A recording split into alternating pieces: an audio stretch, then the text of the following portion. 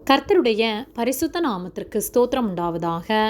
கர்த்தராகிய இயேசு கிறிஸ்துவின் நாமத்தில் உங்களுக்கு கிருபையும் சமாதானமும் உண்டாவதாக.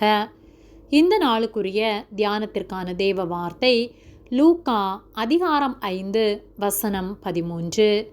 அவர் தமது கையை நீட்டி அவனை தொட்டு, எனக்கு சித்தமுண்டு, சுத்தமாகு என்றார். உடனே குஷ்டரோகம் அவனை விட்டு நீங்கிற்று. பிரியமானவர்களே, கர்த்தருடைய பிள்ளைகளாகிய நாம் கர்த்தர் மேல் விசுவாசம் உள்ளவர்களாய் வாழ வேண்டும்.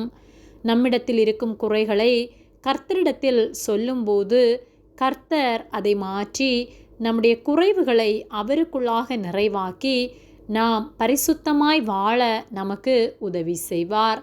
லூக்கா 5:13 அவர் தமது கையை நீட்டி அவனை தொட்டு, எனக்கு சித்தமுண்டு, சுத்தமாகு என்றார். உடனே குஷ்டரோகம் அவனை விட்டு நீங்கிற்று என்று சொல்லப்பட்டுள்ளது. கர்த்தராகிய இயேசு கிறிஸ்துவினிடத்தில் ஒருவன் வந்து, ஆண்டவரே, உமக்கு சித்தமானால் என்னை சுத்தமாக்கும் என்று சொல்லி வேண்டிக் கொண்டான்.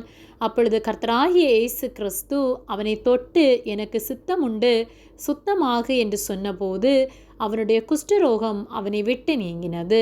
அவன் கர்த்தர் மேல் விசுவாசம் உள்ளவனாய் தன்னிடத்தில் இருக்கும் குறைகளை, தன்னுடைய வியாதியை, தன்னுடைய கஷ்டத்தை கர்த்தரிடத்தில் சொல்லும்போது அதை மாற்ற கர்த்தரால் கூடும். ஆகவே அவனுக்கு ஒரு விடுதலை உண்டாகும் என்று அவன் விசுவாசித்து கர்த்தரிடத்தில் சென்றான். அவனுடைய விசுவாசத்தை பார்த்து கர்த்தர் அவனை சுகமாக்கினார். அப்படியாகத்தான் நம்மிடத்தில் இருக்கும் குறைகள், நம்மிடத்தில் இருக்கும் பாரங்கள் எல்லாவற்றையும் கர்த்தரை நம்பி அவரை விசுவாசித்து அவரிடத்தில் சொல்லும்போது நம்முடைய கஷ்டங்களை, நம்முடைய குறைவுகளை அவர் நீக்கி நாம் சமாதானத்தோடு வாழ அவர் நமக்கு உதவி செய்வார்.